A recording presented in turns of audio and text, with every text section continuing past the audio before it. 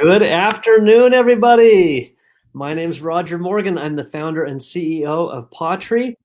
And with me right now is Brooke Sloat, our Director of Product Development. Hello, Brooke. Hello, Roger. Hi, everybody, again. It's so wonderful to be here with everybody this afternoon for pawTree Day. And for those of you who maybe have not ever attended pawTree Day or any part of today, I will tell you, even though we call it pawTree Day, it's not about us. This is about you empowering pet parents to help pet parents be more informed, more educated, more empowered, more confident, more courageous as pet parents. The more we know about nutrition and what to look for in our pets and what to look for in solutions for these various issues we have with our pets, the more empowered we feel and the more we can help pets and people in the process. And that's at the heart of what we do at pawTree. So we're excited on pawTree Day to empower as many pet parents as possible out there.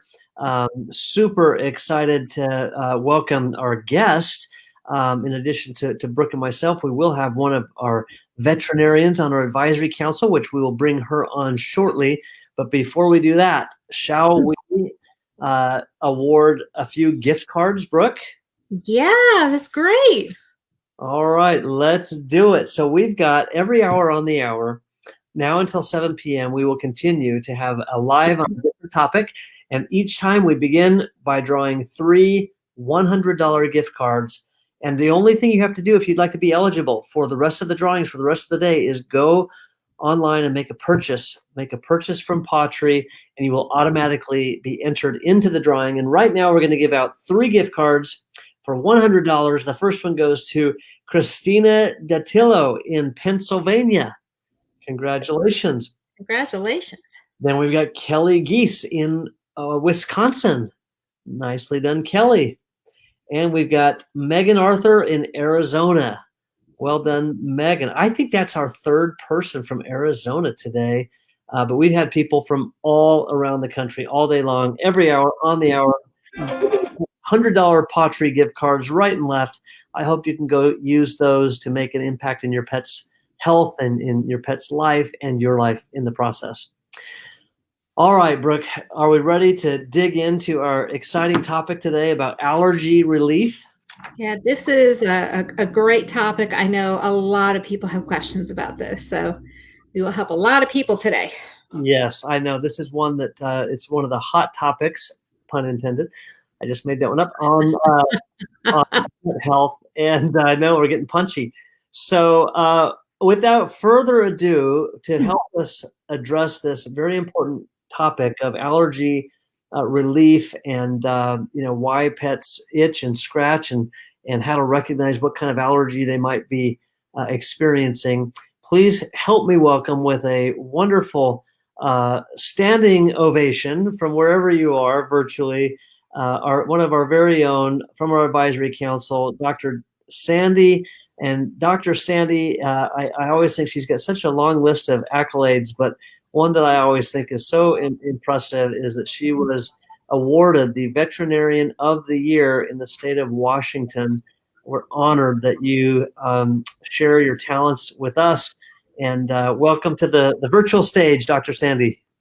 Hi, everybody. I'm so excited to be here. And as everybody else has said, I really miss seeing everybody. You guys out there give us so much as the advisory council, so much love and support. And we just love helping you to help the animals. Brooke and I were talking about before we came on that it's all about, there's a lot of stuff going on right now. It's pretty overwhelming, but the care of our pets, spending time with our pets, probably for me, spending way too much time with my cats, but it's just a wonderful time to focus on our pets because we can.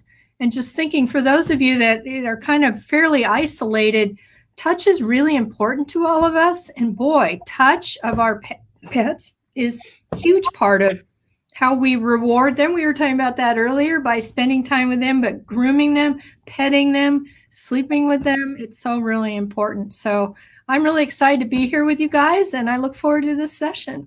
Thank you both. All right. So she coughs. So got my water here. So you want to jump right in? Let's do it. And Roger, if you'll take a look, just keep an eye out. I'm trying to, but it's hard because they scroll by so fast, but keep an eye out. Yeah, for some questions. Okay, so let's get started. This session's all about allergies, right? And if you have an itchy pet, how to recognize what kind of allergy you actually are dealing with, if it is in fact an allergy. So, Dr. Sandy, we get lots of questions from pet parents about itchy pets. And can you tell us, why do they itch? I mean, what are some of the reasons that would make them itch? Well, allergies are super, a little bit complicated, but very, very common. And Brooke, you've done a really good job in your educational pieces and everything that you do, and kind of giving an oversight to all of this, because it's really, really important for people to understand this. And you know, a lot of people think that maybe it's the food, but food allergy is pretty uncommon. And as you pointed out, it's a little bit complicated because we have to do a strict elimination diet to look at that. What's way more, because the blood tests don't tell us the right type of things we're looking for in the blood test, but there are a lot of sensitivities to food or just dietary intolerances, and that's why the pawTree foods sometimes really fit in because of the quality of and the ingredients and things like that. So that may be an opportunity in changing diet, that we could just get a pet on a diet that they're less intolerant of. But we talk about atopic dermatitis, and that's inhalant allergies. Inhalant allergies are really common. In some places, you talked about folks in Arizona, it's year round. And it can, and that can be all kinds of things in the environment. And unlike humans that tend to get asthma, I mean, we get more skin common problems in animals. And so that could be anywhere from scratching to licking the paws. Ear infections can be allergy related as well. Otitis externa from the outside of the ear, otitis being an ear inflammation. You know, licking, hot spots, animals just bothering. And sometimes that can indicate that there may be, if they're licking over a joint, maybe a joint problem, but a lot of it's just kind of inhaled allergies. Also, a big one we start with as veterinarians is fleas. Fleas, parasites, you guys talked this up the yin yang. Fleas year round. Even if we don't find a flea, animals that are really, dogs and cats that have a flea allergy, bite of one flea jumps off, the dog or cat looks crazy terrible. So we've got better ways to diagnose those, to find the fleas. We've got new formulations out there, including sprays and environmental. pawTree has one for the pet and the environment. We have different ways to deal with that, and we start with flea allergy all the time. A lot of times the animal may bite, they can't lick really, at the base of their tail is a really common area along the back legs. So sometimes the distribution will help us. Sometimes as veterinarians, if we're not sure if it might be a flea thing, we'll see if they're kind of sensitive around, and do they wrinkle up their back or something like that. But and when we early on, I mean, we talked about this a lot. It's important to start. We have two ways we can do this. The veterinarian is important if there's a secondary infection, if there's fungal, if there's bacteria, because we can get a secondary skin infection that gets in there with constant scratching and itching, which just removes the normal protective outer layer. And those times we really need to get the patient feeling as good as we can, as quickly as we can, by diagnosing the infection. Sometimes we treat empirically, sometimes we'll do a skin biopsy and culture that. Maybe we'll find fungus. Same thing for the ears, just doing cytology, taking a little swab and seeing what's in the ear, because we've got some wonderful products we're going to talk about here in a second, but sometimes there's some critter in there, bacteria, fungal, or something that we need to diagnose and figure out. And sometimes if it is a food allergy, that's where, we need to work carefully with a veterinarian to diagnose that. So let me, I just want to back up for a second, just make sure what I'm hearing. So they could have going on about these things. I love talking. You're doing great. I just want to make sure I'm clear. So there could be different types of things, reactions that they might have maybe to drugs, some sort of bacterial or fungal thing. There could be something going on, right? But then you also talked about, all right, so let's just say those things have been ruled out. And now you're thinking, well, there could be a food type allergy, which is probably pretty rare. Right. You talked about allergies, atopic dermatitis type things, which are, I guess you would call seasonal allergies, which would be an inhalant or would be contact. So let's just say they're allergic to grass, them coming in contact, not just inhaling, but coming in contact with that grass. And then you talked about fleas. So what can we just start with, like food and how what will we do to find out if it's a food allergy? I mean, is there a test for it or? So food allergy, as you mentioned, is less common. So, and we've talked about this with pet pros, that sometimes it's a food intolerance, which is different than a true allergy. If they're really allergic to an ingredient, and they tend to be protein ingredients, we talked about earlier, sometimes corn and rice vegetables, sometimes chicken, beef, common things in foods, then we will, and this really takes a veterinary specific consultation, we will start with an elimination diet. Right. Now, sometimes for gastrointestinal problems, if they're food allergic, you don't need to go as long. For skin problems, you may need to go a couple of months. And sometimes we use hydrolyzed diet. Bernadine, Dr. Cruz talked about that earlier today. We have prescription diets that are very ingredient limited. They're the breakdown products of the ingredient. They're really designed for those very rare conditions. But again, food allergy is truly probably the last place we would go to as a veterinarian. Fleas and inhalant we would be starting with. So the food allergies are less common, and the hydrolyzed diet, those are where the proteins are broken down so small that they're very easy for the pet to ingest or digest, I guess I should say. So that's the reason why doctors recommend those, correct? Yeah, yes. I think it's tough for an owner to kind of try to find such a limited diet out there on the shelf. And then I think that is really, if we're looking at that with the veterinarian, with the specific diets they have, and it may be a novel ingredient, maybe a hydrolyzed, and they're probably going to do some blood work and stuff ahead of time to carefully look at that. And then ideally, if we could figure out what ingredient is, if the animal, usually dog, but sometimes cats, does really well on the special diet, we'll add in ingredients one at a time to figure out what it is. Most people, and most of these diets are fine to feed long term, are going to go, I don't care, the dog's or cat's better, I don't want to keep doing that. But I think a lot of our pet parents think that food allergy is very common. And if they switch to really good diets, better quality diets, probably not a food allergy. It's probably just that the dog or cat didn't do well on the other diet. And it gets to quality of ingredients, limiting the amount of ingredients that you have, et cetera, that you talk about all the time, that may have the dog or cat just do better on that particular food. Yeah, we find a lot that people will call because their veterinarian wants them to go on a hydrolyzed diet or a prescription diet, and they don't want to do that. And they've heard about pawTree, so they want to try our stuff. And we've gotten huge results, really, really good results, because whether it could be an ingredient from the food that they were feeding before, to your point, it could be any number of things, but our food is just more pure and a higher quality specification for all of our different ingredients.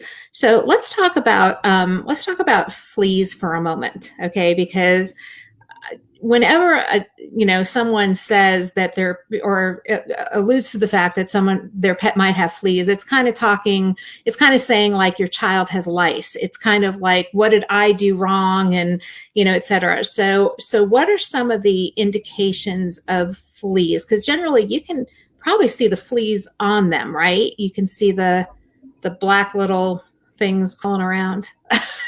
Well, generally, so we're talking about, and I appreciate I get so excited. I appreciate us breaking this down to individuals. Well, there's just a lot. Yeah, there's a lot. There's a lot, and it's good to, because the more we talk about it, the more it gets clear. And by the way, just before you keep going, Dr. Sandy, just for the listeners, I am watching the questions. I think it's important to set the framework here. That's what Brooke and Dr. Sandy are doing as we get through each of these three main areas on how you can have allergies. And then we're going to dive into these questions. So I am watching the questions, and we will get to them. But go ahead. There's just some really good ones. And to set this just, so that people who are watching, so food allergies are very limited.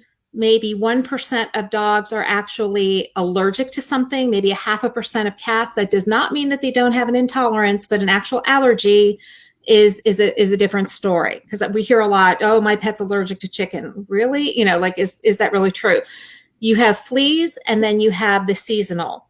And seasonal are more common, between 10 and 15% of dogs and cats. And fleas are actually the most common at about 40%. So we're going to we talked about food. Let's talk about fleas a little bit, because what do people do? I mean, it's not easy when you find your pet has fleas. So what do you do?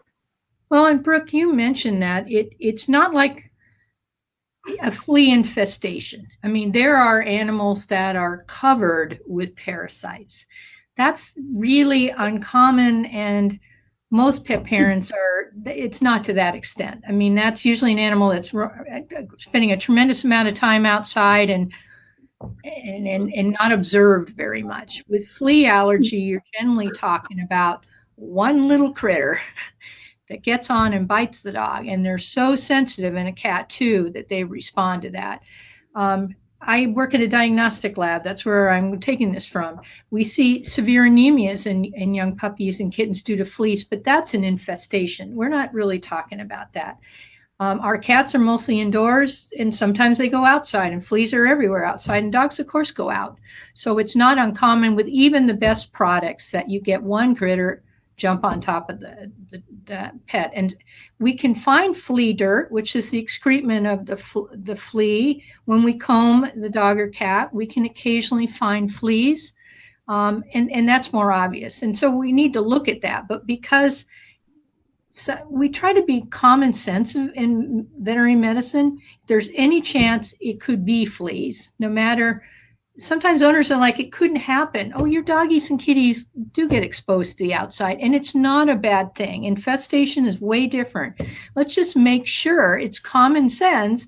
Let's treat for fleas just in case, because everything we talk about here, if we try something and it works, we sometimes don't care why. We just want it to work. Right. You can go to all of this, but it makes sense to, let's just make sure that there's no fleas on the dog. Let's just treat for that. And it's kind of a process you march along. And when you find what works, you're fine with that, because a lot of times animals get better without ever finding out what it is. It's just not to alarm somebody. So your point, I love that you brought that up. It's not like a bad thing. I mean, for us, it's just like it can just take one critter, jumps on, and the animal goes crazy. And that's really hard for anybody to, with all the tick and flea control we get, it's rare to have nothing jump on the dog when it's outside. Right. And so that's why we start with that. Yeah. Right. So a flea could jump on the dog or cat. Let's just use a dog right now. It could jump on the dog. You might see it on the dog. You might not see it on the dog. You might see some little black specks that kind of look like pepper.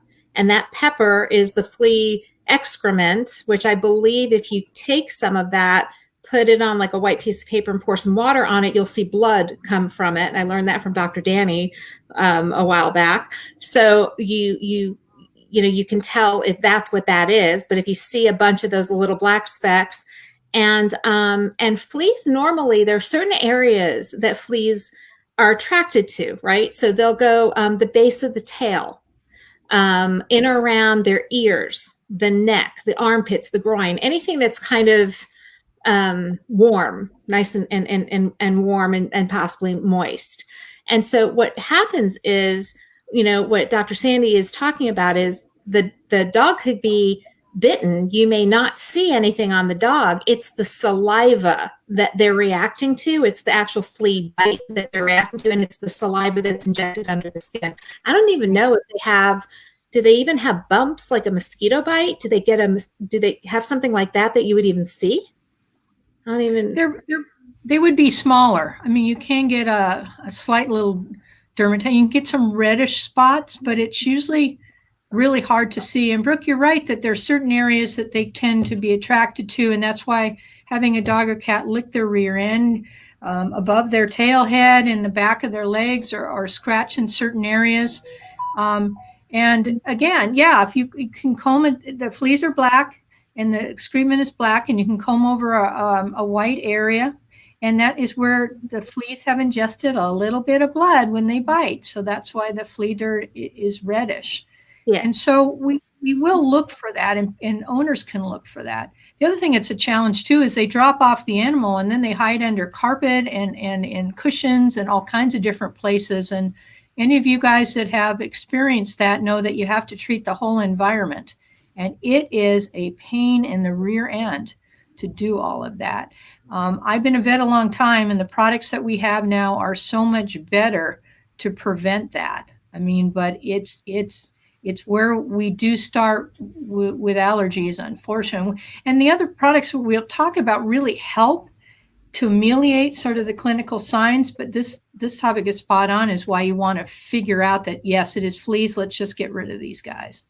So when you have fleas, I mean, I'm just backing up a little bit. So you find out your pet has fleas. You want to get the fleas off the pet. You want to scrub the pet. You want, basically a flea bath, or, you want to take the dog to get bathed. And then you want to take care of any place within your home or area around your home that your pet has been. So if your dog has a bed or a blanket or favorite toys, or they sleep in a certain place, whatever it is, you want to basically wash all that stuff up, wash it. You want to vacuum everything. You want to empty the vacuum and make sure those fleas are out of the house, because they'll come back in, if they're not, disposed of. So it is a thing. I mean, to be truthful with you guys, I had probably all maybe 5 dogs. They all had fleas at one time. Now, it was crazy, and I caught it early, okay? And they all went to the groomer. They all, while they were at the groomer, I'm cleaning everything around the house, and it did not end up being a bad thing, but it could be horrific. And so we have our flea and tick spray. And so this is something, it's a topical that instead of, how a lot of times you guys will give ingestibles, which is, fine. You can give, there's just different types of things, or you can give the topical that you put on the back of their neck, like in that shoulder blade area. But the instructions say, wear gloves, don't touch the dog, don't touch the product, don't let the dog touch the sofa, et cetera. Those types of things scare me personally. I like something that I'm not worried if I touch it, it's poisonous or whatever. And this is an all natural spray that you can spray on more often than once a month if you need to.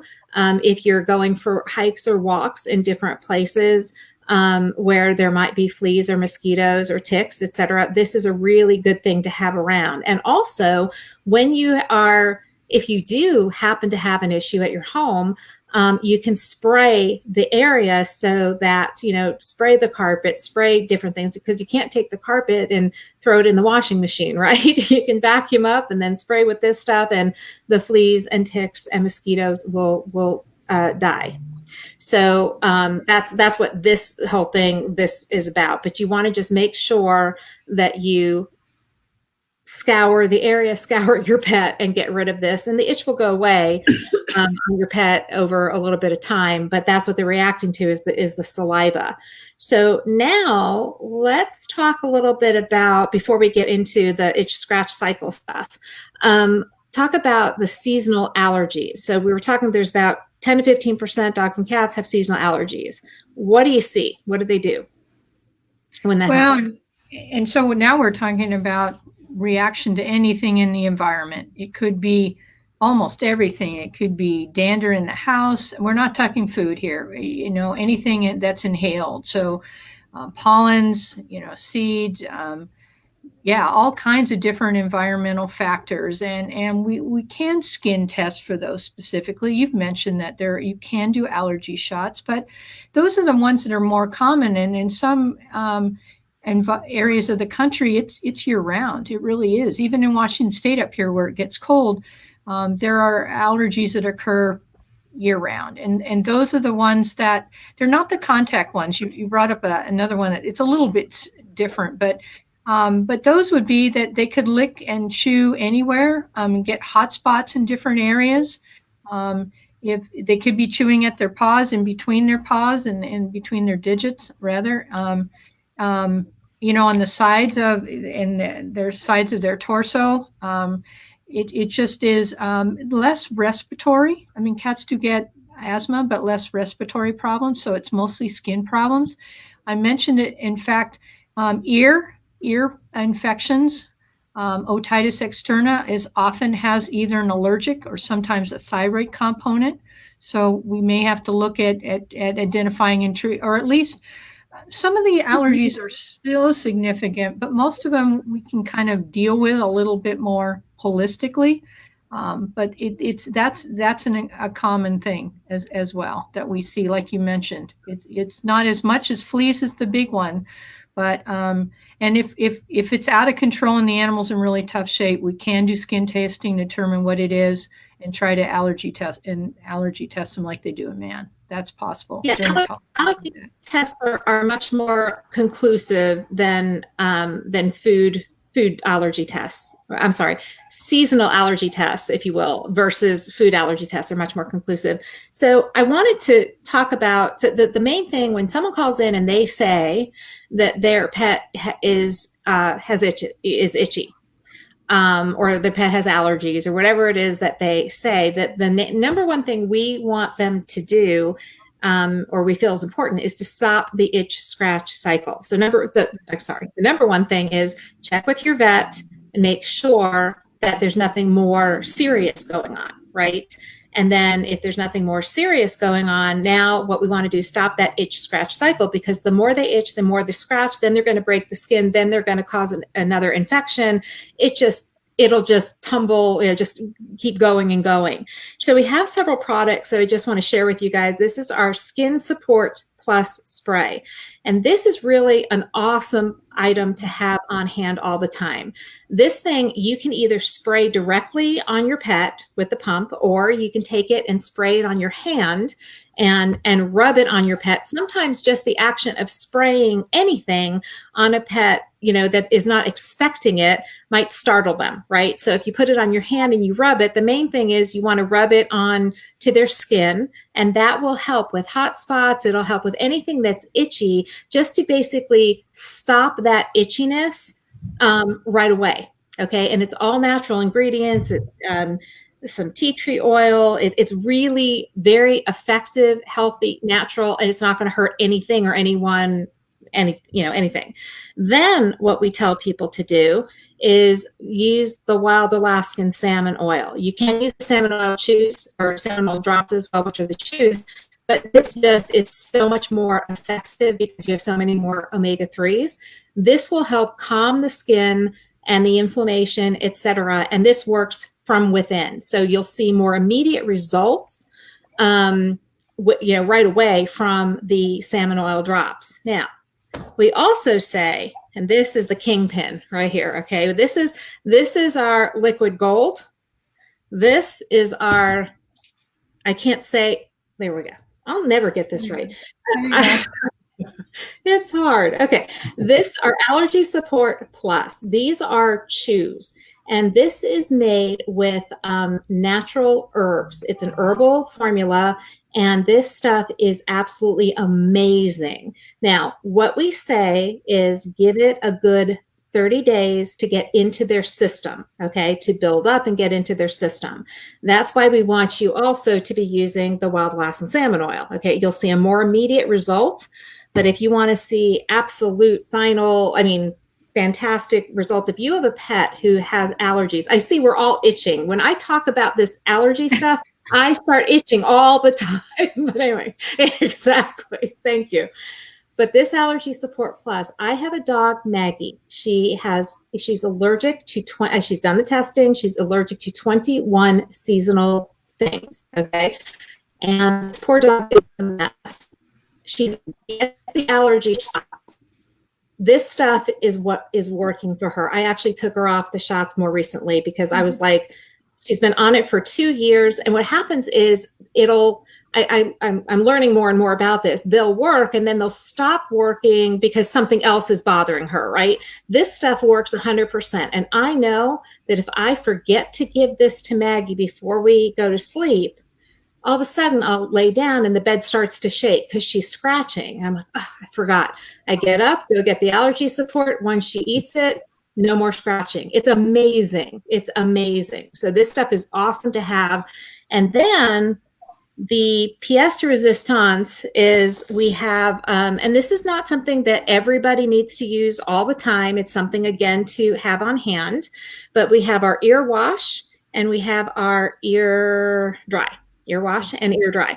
And basically what you do is these are very easy to use. You just shake them up and then you hold their ears. You put the ear wash in, you rub or massage it into the base of the ear. You can wipe it out. And some stuff may come out with it, meaning, some stuff that might have been in there. And then you take the ear dry, and the ear dry is really critical because it will dry. You don't want to leave their ears wet because you leave them moist and wet and other things can start, happening. But if they have red, greasy, yeasty smelling ears, use this ear wash and ear dry. And honestly, it will, depending on how bad it is, it really just takes between one and a few uses of this. So that's our arsenal of things to get rid of allergy type stuff. Now, one thing I could add on this, and then let me know if we're ready to go to some questions. I've got some teed up, but one thing to add, because I did see some questions around the way these are used. So the two sprays, the flea and tick spray and the Skin Support Plus, you just sprayed directly on the pet on their coat. You could spray it on your hand and rub it in if you'd like, but it's a spray. The flea and tick, as Brooke said, you can treat the environment, the carpet, the bed, the blankets, the couch, the sofas, and you just spray it right on. It's just a spritz. They both smell wonderful. They're all natural, as Brooke said. The ingredients are wonderful, and they really do. They smell great and clean. That's the sprays. The salmon oil is something you would squirt into the food. You just squirt it on top of the food with a pump. So that's liquid, and it just goes right on the food. The Allergy Support Plus is as Brooke called a chew, just a small. It's almost like a treat that you would, again, for our family. Bella and JoJo get that every day, and we just put it in the food. We put there's a couple supplements they get every day. And we just drop it in the food and squirt the salmon oil on top. You can give it, you can do that, or you can also just give it to them. So here's what one would look like. You could give it to them as a treat. It tastes like a treat, but it's a chew. We put it in these containers so that you don't think of them as a treat and feed them all the time. You want to dose them. Their dosage, 10 treats a day would be fine on our treats, but not on our supplements. Exactly. And then the ear wash and dry is just it's liquid. One is more wet, and the other is more of a cream. And you just put it right into the ear. Bella, with her floppy ears, as a Cavalier King Charles, she needs that. Otherwise, she can get ear infections. And it saved us a lot of money trying to take her to the vet after the fact and get an ear infection, fixed, as opposed to just periodically using that to clean the ears. It's really easy, and again, that smell is really nice too. It's a very clean, fresh scent. So, I'm going to give you a hint that I learned. This was a few years ago. Dr. Bernadine was in our office, and Bella. I think my Bella was with me, and Bella they're Shih Tzu, so they have the floppy ears. And I made a comment. I said, "Oh, I'm sorry." She was, she wasn't as pretty as she would normally be because she was going to her grooming appointment was scheduled for that week, but she had gotten her fresh haircut. And I said, every time I take her to the groomer, I end up with an ear infection, and I always have to take her to the vet. And she said, every time she goes to the groomer? And I said, yeah. And she said, tell them when they bathe her to put some cotton in her ears. Oh. She has never had an infection after that. So, because basically their ears are not like human ears. Their ears go deep, and so it's hard to get the water out, right? So, and then then you add the floppiness of the ear, and it now has a very moist environment for stuff to grow. So for any of you that might have this kind of an issue, if you have a dog with floppy ears and you take them to the groomer, put a little cotton in there and you won't have an issue. Yeah. That was really good point. Can we go to some questions? Is that okay? Do you mind? Yeah. All right. So I'm going to go back up to almost the top of the hour. And I don't know if we'll get every question, so I apologize in advance if we don't, but I'm going to try to move quickly. And Dr. Sandy, there are a lot of questions. So let's start with this one here on, there's two, one from Michael and one from Kimberly. They're kind of back to back, but they're on a related topic.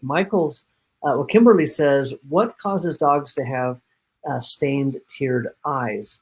And Michael said, my dog is almost 11 and she is half Chihuahua and Jack Russell. She's white in her eyes, always water. It looks like she has tears tattooed under her eyes. Some days are more watery. Is that a food allergy? So what can you tell us about that?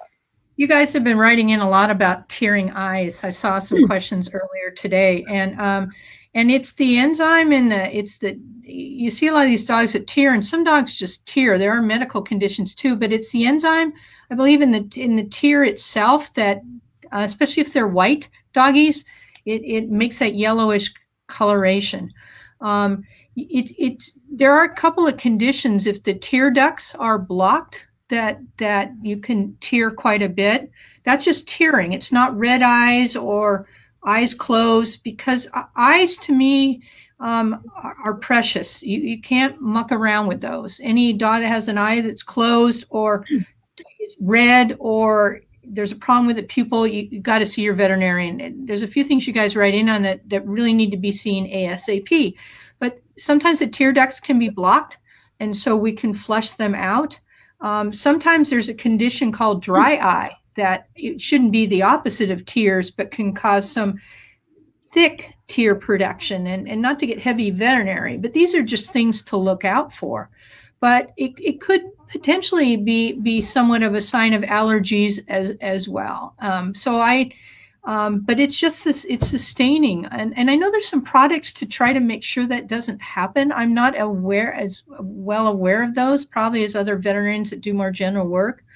But keeping it clean is really important, and just be really careful of the cornea. Brooke, I don't know, you guys have dogs that have more suggestions than that, but that's what I've found. I just want to make sure it isn't a medical problem. 100% not make sure it's not a medical problem, but a lot of times when that happens, it's an enzyme or it's bacteria.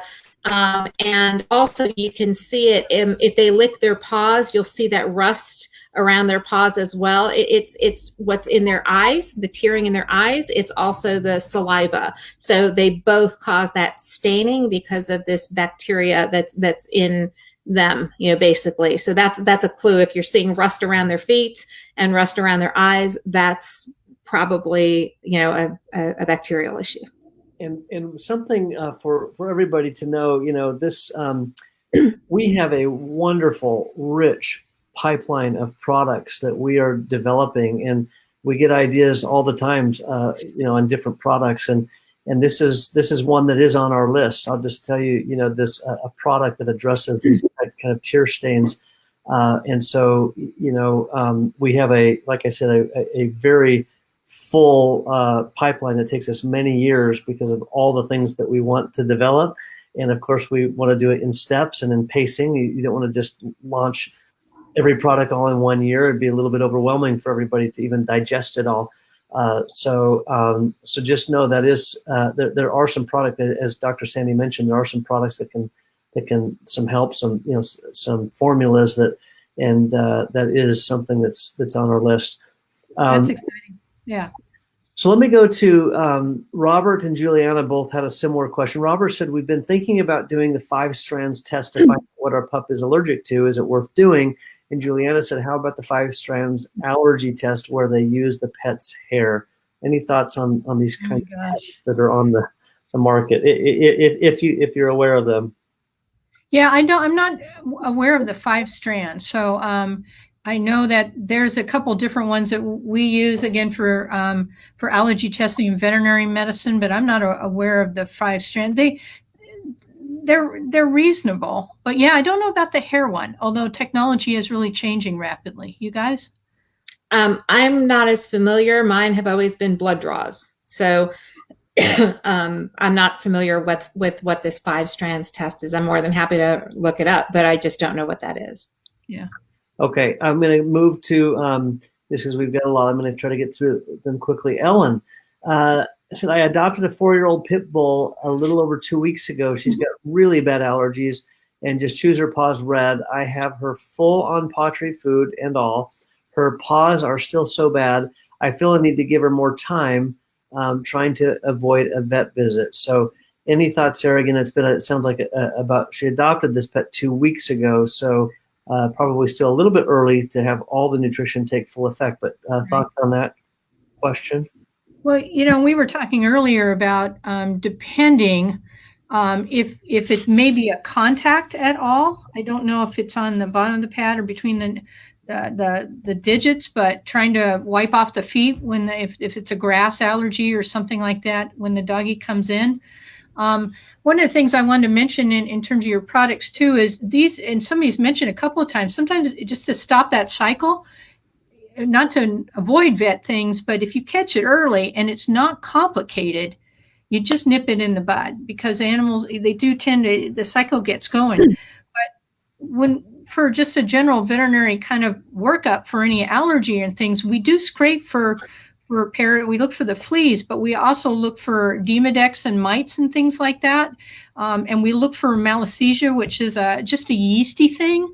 So the basic workup for a skin thing is to just kind of make sure it isn't something simple like that before we get complicated that's causing the problem. So Roger, I agree that maybe continue to use the products, maybe wiping the feet off before when they come in. And you can look between the toes. Interdigital dermatitis, that's what we kind of call that, can get really kind of nasty. And so some of just keeping it dry as much as you can. But if this is the time, what you're really trying to do, avoid the big vet bills by going in if it's not responding sooner rather than later. And the pet gets feeling better too. But some of the, like the skin support, just that calming influence might help to spray on the paws. Brooke, the sample's a little bit better, but that might help. And there's some drying agents in some of those too, a little bit. I think that would help as well. Let alone the salmon oil, which I think is fabulous. Yeah, the thing is, Ellen, you adopted this 4-year-old pit bull 2 weeks ago, so there's got to be some sort of transition going with the food. Not knowing what food your baby was on before, that we could make some assessments, but it might not be a bad idea, truthfully, to take this baby to the vet, because you do, to Dr. Sandy's point, you want to stop if your baby's chewing her paws raw or red. In my opinion, you don't want that going on for too long. So it might be smart to go to the vet, just see what they have to say. They may want to do something to just stop it altogether. And then using our products will then ease the pet longer term. But if you want more information or whatever, you can feel free to write into support, and perhaps maybe we can talk about this. But my thing is, I would really try and stop that itch scratch cycle as quickly as possible, because this could get nasty. And if it's a new doggy, it's not a bad idea to have that initial physical exam and just to make sure everything's happy and healthy with the dog. Brooke, really good point. Yeah, exactly. Okay, wonderful. I'm going to keep going. Summer asks, what can you do for keratosis? kind of a hyperkeratosis is thickening of the skin. So is that maybe what she's alluding to? It's usually some chronic inflammation of some type. Okay. Yeah, that's what I'm thinking. And any of the, again, it's finding out the reason why and trying to stop the cycle. Any of the products kind of help to soften up the skin a little bit? Brooke, would you? I think many of these would. That's what I think she's referring to, is just this thick skin from chronic irritation. There's some endocrine diseases that can cause some hyperkeratosis too. Right. So that's the thing, is trying to determine what the cause is. But if you have something with skin, this will soften. I mean, now remember, you have them eat this. You don't put it on the skin, but this will soften the skin, the coat. Your dog will look like a different dog. This probably could potentially help, and it also helps with inflammation. Okay, wonderful. Let me keep going. We've got several others. Kimberly says, can allergies also cause like wheezing and sneezing a lot in your pets, like they have rattling in their chest? Will Allergy Support Plus help with that? Also, what about little skin irritations? Is that also from allergies? Well, the little skin irritations could. Somebody had written in before about wheezing, and we don't. I always get concerned about lung stuff, because there's some bad lung stuff. It's almost really important to see a veterinarian. And any animal having trouble breathing, that's not good, because animals panic. They don't understand. So any breathing, not panting. Panting is just panting. It's not, but really having trouble breathing, that's a concern for pneumonia. Do we have a lung tumor? Do we have something else going on? So they don't tend to get respiratory. Cats get asthma, but it's really hard to distinguish that from a real severe lung thing. And so that's important. A veterinarian you don't have much time when something can't breathe.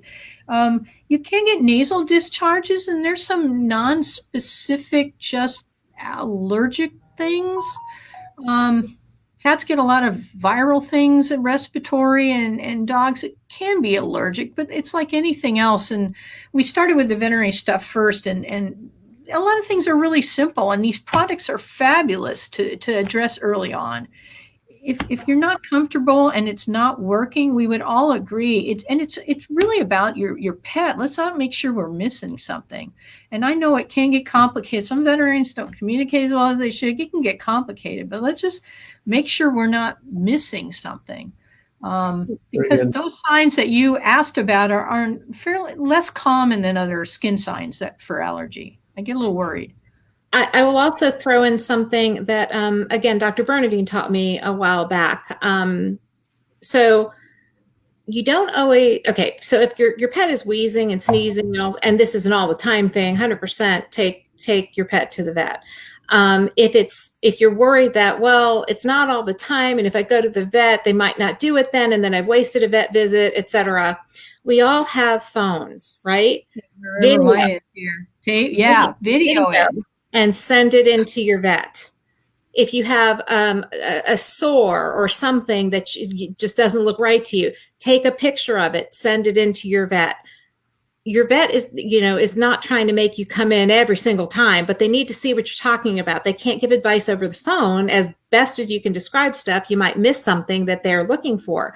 But those are things that you have at your disposal that you can help your vet understand what it is. And a quick video or picture and an email, you will know right away if this is something, yes, come right in, or no, let's just do XYZ. So that might help you also, and not have to have the expense of a vet bill.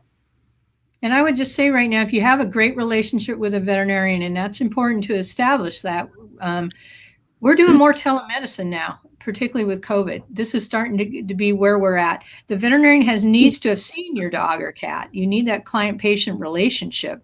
But, veterinarians are running crazy right now. You guys know that. And so it's just like having a relationship. Can I send this in and see? That saves a lot of time. And it's peace of mind. I'm all about peace of mind. I get worried where my cat just chipped his canine off. I had to get a root canal on my cat. I don't know what the heck happened. One day his canine was missing. and there was a big gaping hole there. And old school was just leave it like that. New school, that's painful. And you guys break off a tooth? That's painful. And so it just, all of us are looking to see. And then I don't do dentistry. You call up your veterinarian and get the best advice. But yeah, there's more we're trying to do off-site. And you don't want to wait too long. You don't want to be crazy about it. But that's why, like Roger or Brooke, you started out, we're all about helping pet owners do the best they can for these little, our dogs and cats. It means so much to us in this really trying time, and it's trying to relieve suffering as fast as we can and giving them a really good quality of life. So Roger, I know we have several different other questions coming in. I've got here's one from Rebecca, and this may be the last, or we might be able to get another one in if this is relatively quick. She says, both my dogs lick their front legs right at the joints. It happens after walking and eating. Is this allergies? You know, it could be, but I was listening to some continuing education recently, and I think somebody may have asked here, could it be a sign that there's joint pain? It could be. I have a cat that licks at one of her elbows, and I think sometimes, why are you so stressed? There's nothing going on in the house. Stop it. And that does not unstress the cat. But it certainly could be. And so, you know, some joint supplement to start with. I mean, if they start getting lame or are really uncomfortable, we're going to need to check it out. But that's a little strange. That may be that there's some pain in there and an early arthritis. Okay. How about anything for yeast allergies? Yeah, I don't know if we so much see yeast but we need to get the yeast off of them. Yeast is everywhere, but particularly if we get compromised skin, Malassezia used to be called Pitty Rosper. It can be on the, you don't believe you can culture on the outside of a pet that's healthy, but you need to get it off of there. Yeah, either topically or systemic antifungals. And if it's in the ears, the ear wash, ear dry can help get rid of that. You'll know right away, literally within a couple of days. The drying is really important because it's moisture, and the ear canal goes down and then it goes across. And so that's why it gets really tricky to drain it really well, especially if the ear flap is on the top. Yeah.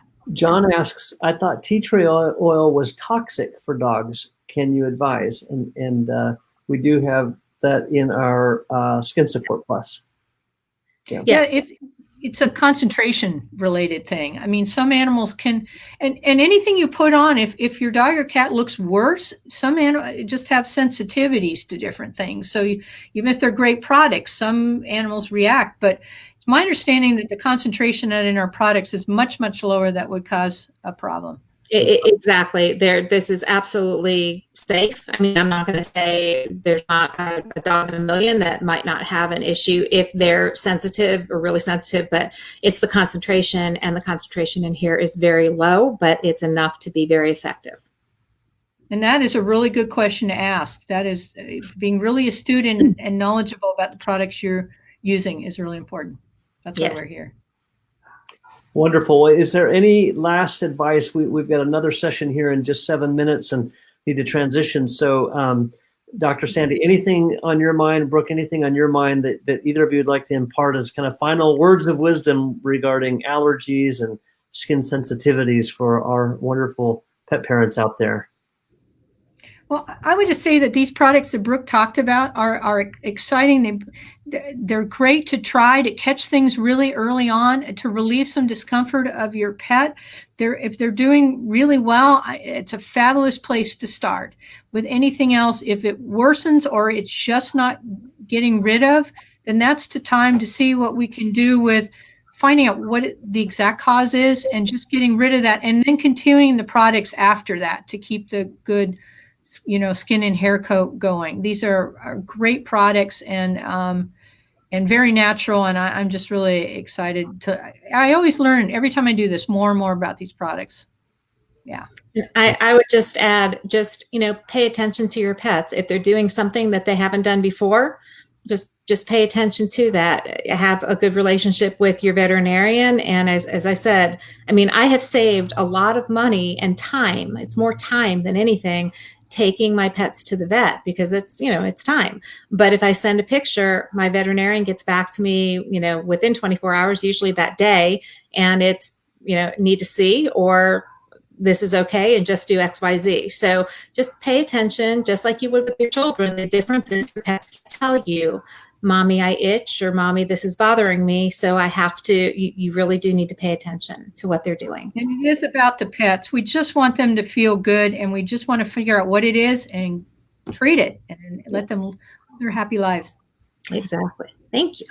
And for all those who'd like some extra video help, there's some wonderful videos on our website that talk about just these short little videos, 1-minute videos that have comments from our various veterinarians, maybe some customer testimonials on all of these products that Brooke has mentioned that work together to stop this itch scratch cycle.